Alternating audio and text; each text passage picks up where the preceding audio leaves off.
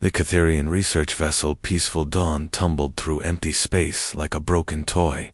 Inside the ship, 17 alien scientists faced their worst nightmare. Their engines had exploded 3 days ago, and now their air was running out. Captain Valara looked around at her crew with sad, worried eyes. These weren't soldiers or warriors. They were plant experts and star mappers who had never seen violence in their entire lives. "Try the emergency signal again," Valara told her. "Communications officer." Her voice shook with fear. "Broadcast on every frequency we know. Maybe someone out there will help us." The alien crew worked desperately at their broken computers. Sparks flew from damaged panels. The ship's lights flickered on and off. They could hear the hull creaking and groaning around them. Everyone knew they only had hours left before their oxygen ran out completely. Meanwhile, billions of miles away, Sergeant Mike Thompson sat in Earth's deep space monitoring station. It was another boring night shift, watching for asteroids or space junk that might threaten Earth's satellites. He was drinking his third cup of coffee when something strange appeared on his screens. "What the hell is that?" Mike muttered, leaning forward to get a better look. The signal wasn't like anything he had ever seen before. It repeated the same pattern over and over again, but it definitely wasn't natural. Someone or something was sending it on purpose. Mike called Dr. Lisa Parker, who worked in the linguistics department. She was the smartest person he knew when it came to languages and codes. Even though it was 2 in the morning, she answered on the first ring. "Lisa, you need to get down here right now," Mike said. "I think we might have our first contact with aliens." Dr. Parker arrived at the station within 20 minutes, still wearing her pajamas under a lab coat. She took one look at the signal on Mike's computer screen, and her eyes went wide. Her fingers flew across the keyboard as she started running the signal through every analysis program she could find. "This is incredible," she whispered. "These aren't random beeps. This is actual language, mathematical CKNC's prime numbers. And, oh my God, Mike, they're asking for help." As the hours passed, Lisa's computer slowly decoded more of the alien message. The beings, calling themselves Catherians, were trapped on a dying ship. They had sent out a desperate plea to anyone who might be listening, hoping that somewhere in the galaxy, a kind civilization would come to their rescue. The news reached Earth's United Space Command within hours. In a secret meeting room deep underground, military leaders and politicians argued about what to do. Some wanted to ignore the signal completely. Others worried it might be a trap. Admiral Robert Hayes slammed his fist on the table. "Listen to yourselves," he said angrily. 17 people are dying out there, and you're worried about politics. If that was one of our ships sending the distress call, we'd want someone to help us." President Williams looked around the room at all the worried faces. "Bob's right," she said finally. "We can't just let them die. Prepare a rescue mission, but keep it small. 1 ship, volunteer crew only." Captain James Martinez stepped forward. "Immediately, I'll take the Defender, Admiral. My crew won't hesitate to volunteer for this."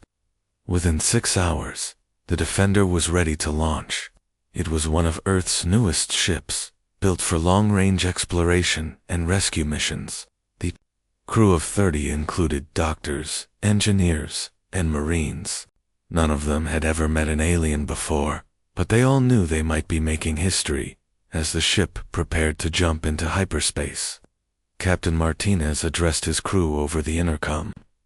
"We don't know what we'll find out there," he said.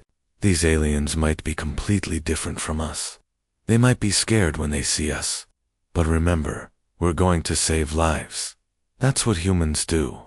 The Defender disappeared into hyperspace, racing toward the coordinates Lisa had decoded from the alien signal. Behind them, Earth waited nervously for news. Ahead of them, 17 desperate aliens counted down their final hours, not knowing that help was already on the way. The Defender shot through hyperspace like a bullet, its engines pushing harder than they were designed for. Every second counted now. Captain James Martinez stood on the bridge, watching the countdown timer that showed how long the aliens had left before their air ran out. 12 hours, and dropping fast. Back on Earth, emergency meetings continued around the clock.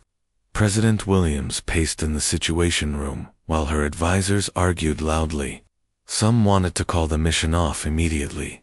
Others worried about what would happen when the rest of the galaxy found out about humanity. "We're making a huge mistake," Defense Secretary Collins said, his face red with anger. "We're revealing our location to complete strangers. What if they're hostile? What if this brings their enemies to our doorstep?"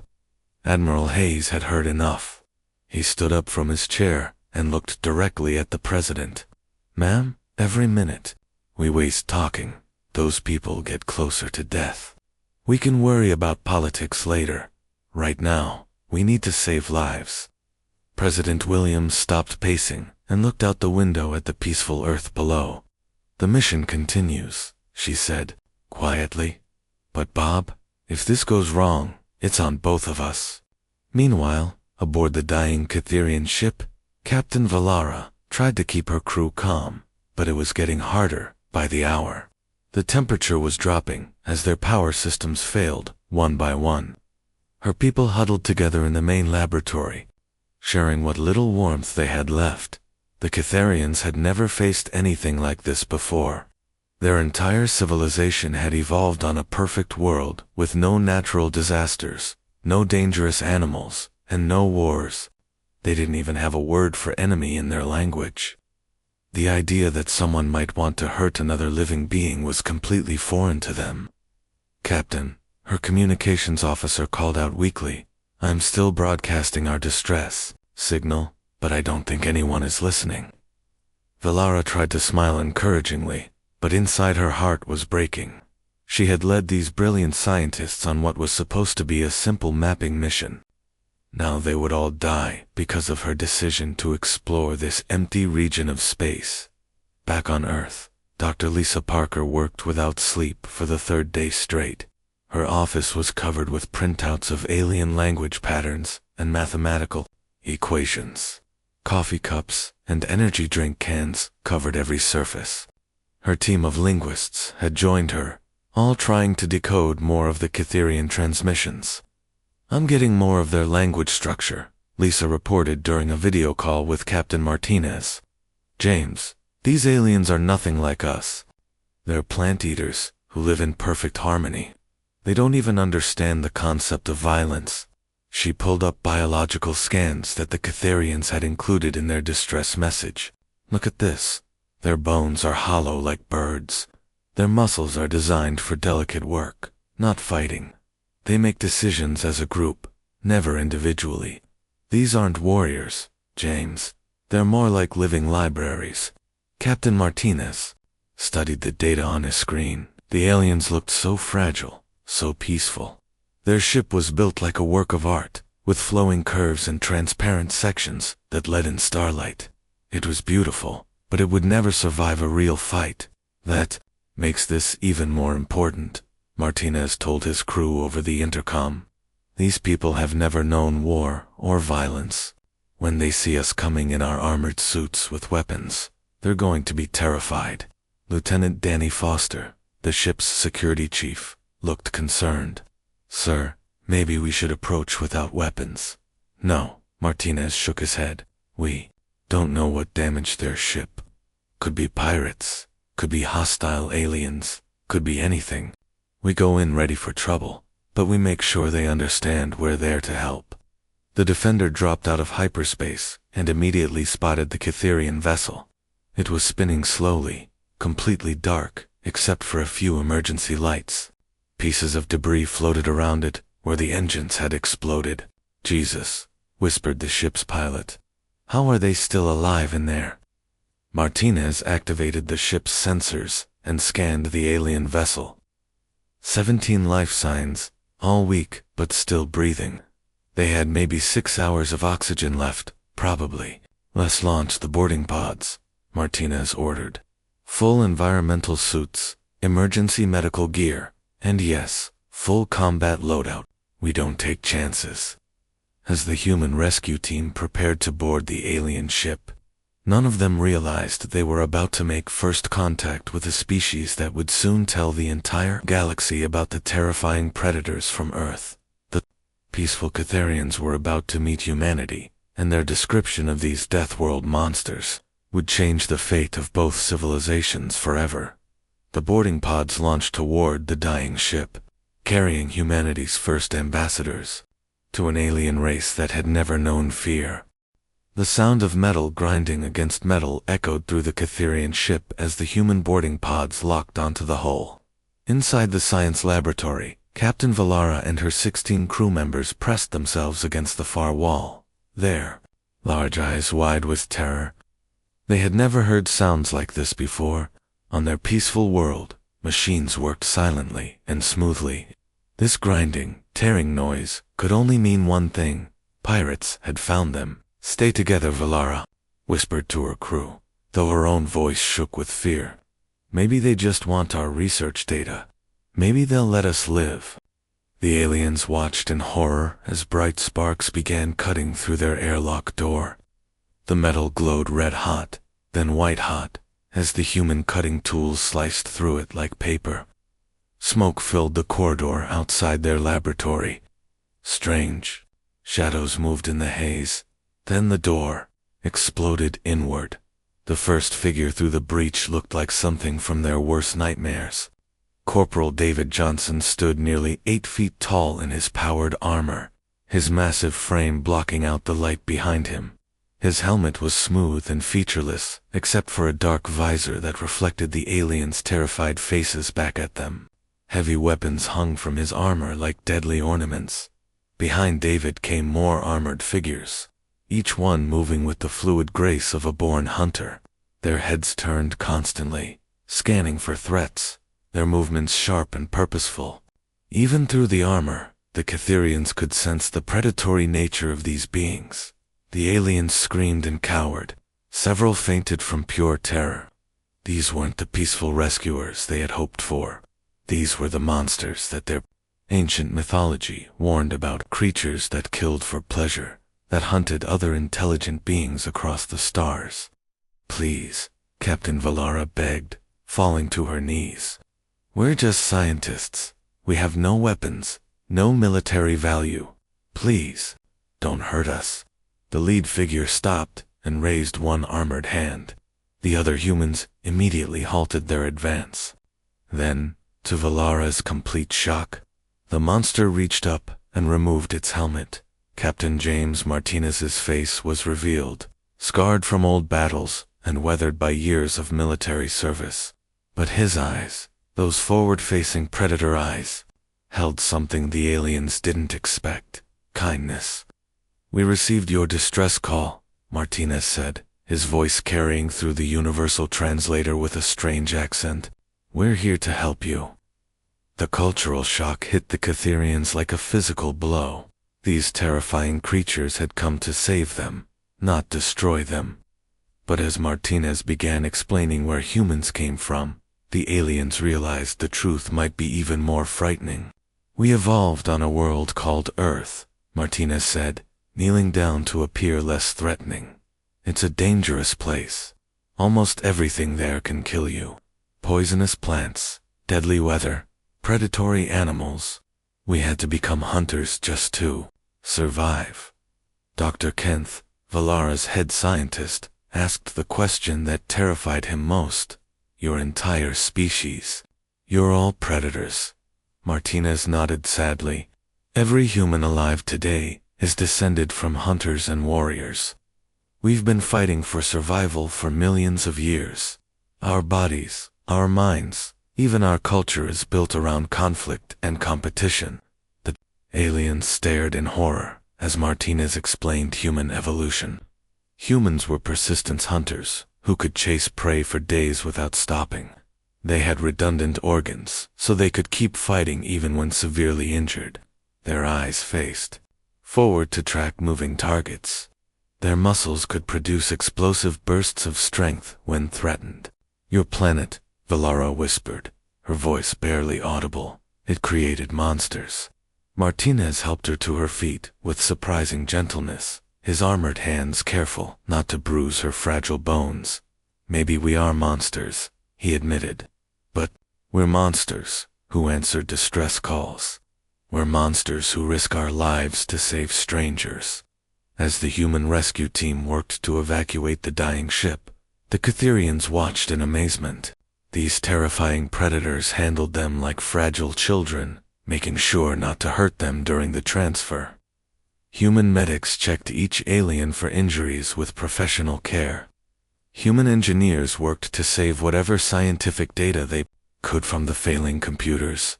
But the Catherians' sensors were also working, automatically recording everything about their rescuers. The data they collected painted a picture of beings so perfectly designed for violence that it defied belief. Humans had hearts that could pump 3 times faster than normal during combat. Their bones were denser than steel.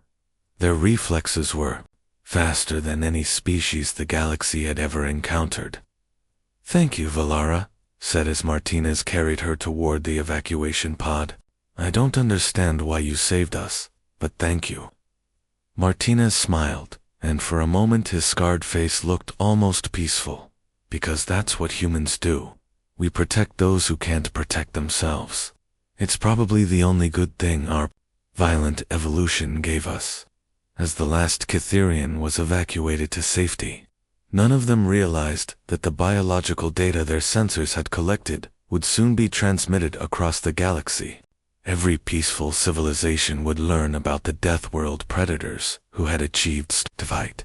The data would cause panic among species that had never known violence, but it would also reveal something else, that sometimes the most dangerous monsters in the universe are exactly what civilization needs to protect it. The emergency meeting at Harmony Station was unlike anything the galaxy had ever seen.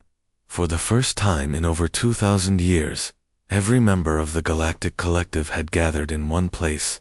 The massive conference hall buzzed with nervous energy as representatives from 47 different species took their seats. Nobody wanted to be here, but everyone knew they had to be. Captain Valara stood at the center podium, her hands shaking as she prepared to deliver the most important report in galactic history.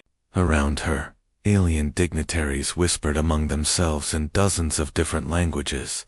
The Altarians with their crystal-like skin looked worried. The Zephyrians floated in their environmental suits, their tentacles writhing with anxiety. Even the usually calm Batanians seemed agitated, their leaf-like appendages rustling constantly. "Honored representatives," Valara began, her voice barely above a whisper. 3 days ago, my research vessel was saved by a species we have never encountered before. They call themselves humans, and they come from a world called Earth. She activated the holographic display, showing the data her ship had collected about humanity. The reaction was immediate. Several delegates gasped. Others made sounds of distress in their native languages. A few actually stood up and backed away from the display. "According to our scans," Valara continued, 90% of life on their planet consists of predators. Their entire evolutionary history is one of constant warfare, competition, and violence. They have developed weapons capable of destroying entire continents and turning their own world into a barren wasteland. Chancellor Morven of the Altarian Republic studied the biological data with growing horror. His crystalline features reflected the light as he examined the readouts. "Look at these numbers," he said, his voice filled with disbelief. "Their cardiovascular system has multiple backup hearts. Their bone density is 3 times higher than any known species. Their muscle fibers are designed for explosive combat situations." Dr. Zinth, the galaxy's leading expert on evolutionary biology, shook her head as she reviewed the data. "This is impossible. No species this violent should have been able to develop space travel. They should have destroyed themselves long ago. But they didn't," Valara said quietly. "Instead, they turned their violent instincts toward technological advancement.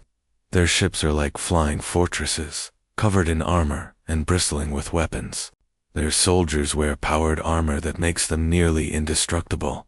The panic in the room was growing by the minute. Species that had lived in perfect peace for thousands of years suddenly faced their worst nightmare, a race of apex predators with starships and nuclear weapons. "Wait," called out Ambassador Tellin from the peaceful Harmony worlds. "You said they saved you. If they're such monsters, why didn't they just take your ship and kill your crew?" Valara's voice grew even quieter. "I don't know. They were gentle with us, careful not to hurt us during the rescue. But their very existence terrifies me. These beings think about war the way we think about science. They have concepts like acceptable casualties and total war that we can't even comprehend." The room erupted in frightened chatter. Military advisors who hadn't been needed for centuries suddenly found themselves dusting off ancient combat manuals. Species that had forgotten how to make weapons started researching their own prehistoric warfare.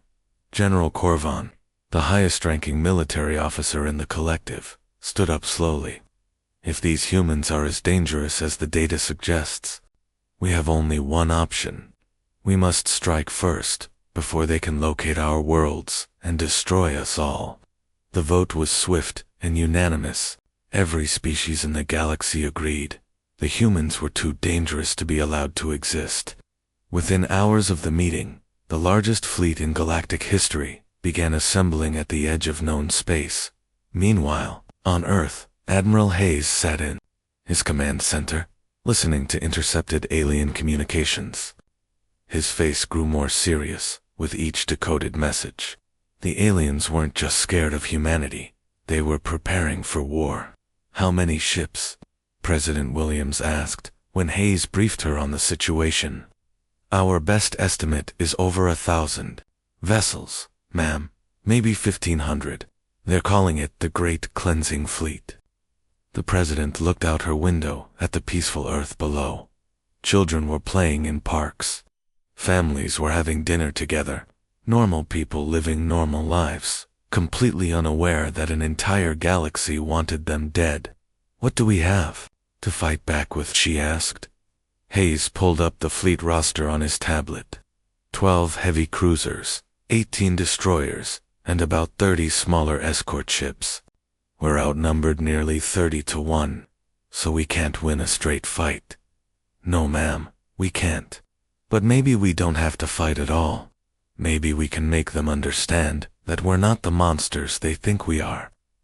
President Williams nodded. "Slowly. Prepare the fleet, Bob, but load them with medical supplies and rescue equipment along with the weapons. If we're going to meet our potential executioners, let's make sure we bring the right message." As Earth's small but determined fleet moved toward the galaxy's edge, neither side realized they were about to have a first contact that would change the fate of every civilization in the galaxy. The peaceful aliens saw humans as unstoppable, killing machines. The humans saw themselves as reluctant warriors trying to protect innocent lives. Soon, both sides would learn that sometimes the most dangerous assumptions are the ones we make about each other. The sight was breathtaking and terrifying at the same time. 800 alien ships dropped out of hyperspace at the edge of Earth's solar system.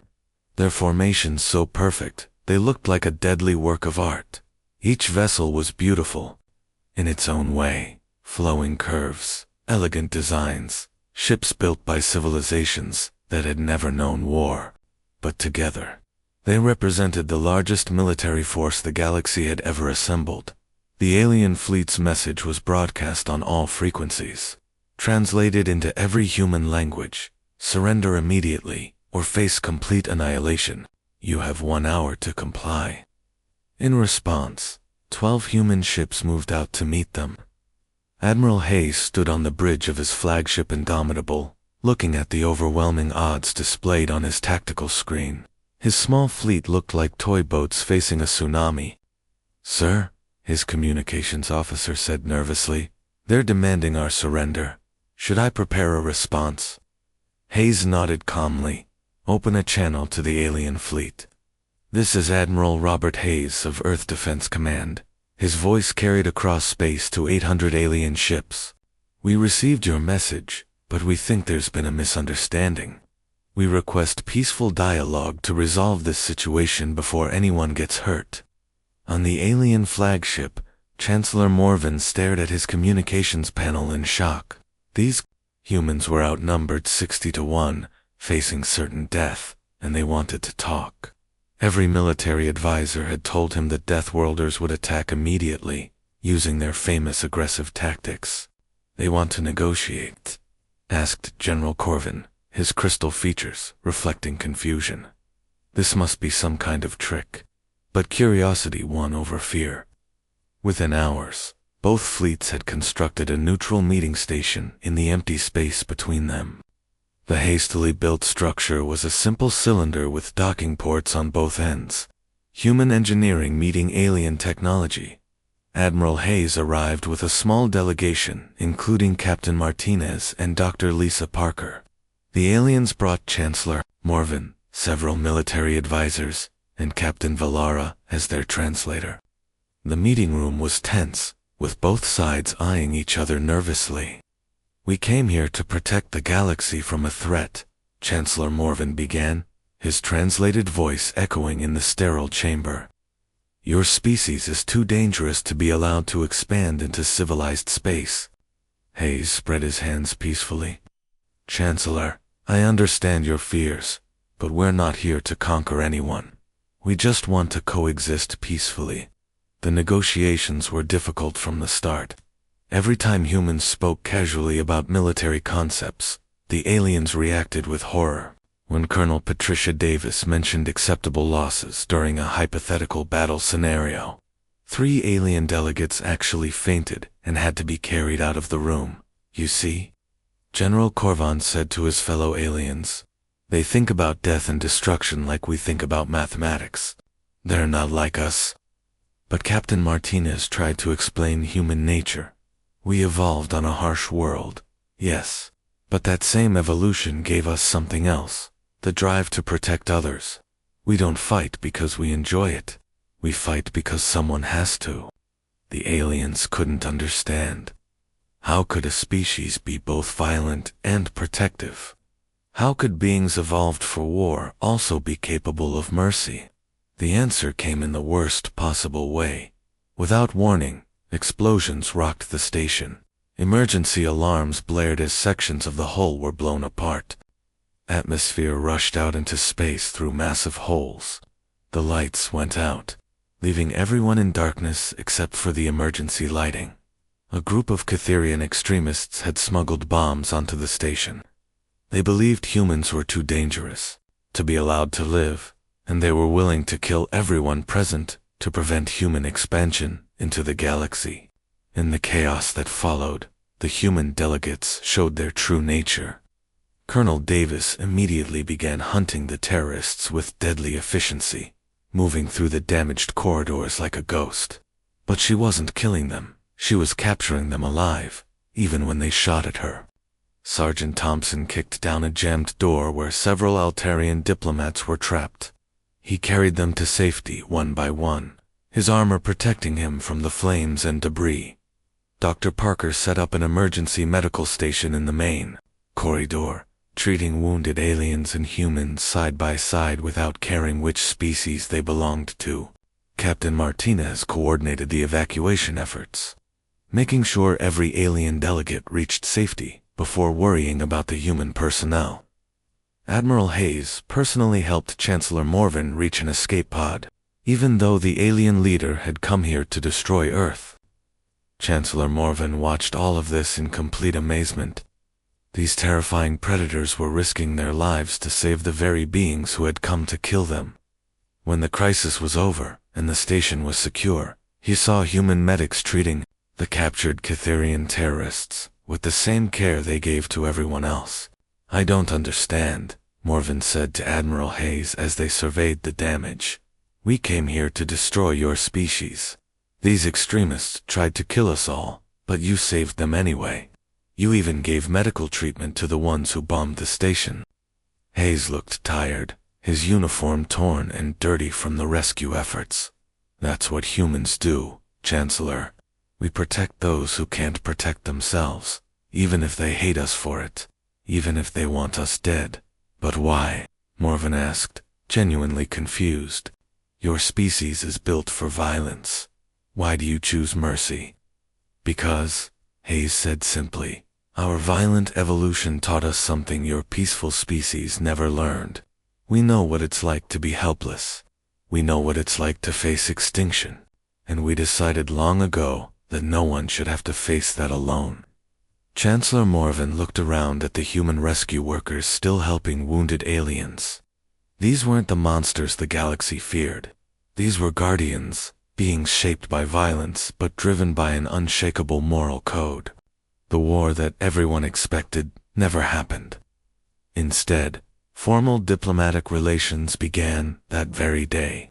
The Galactic Collective realized they had found something precious, a species willing to fight, not for conquest, but for protection. Within a year, human ships were answering distress calls across the galaxy. Human marines protected alien colonies from pirates and natural disasters. Human medics treated diseases that had plagued alien species for centuries.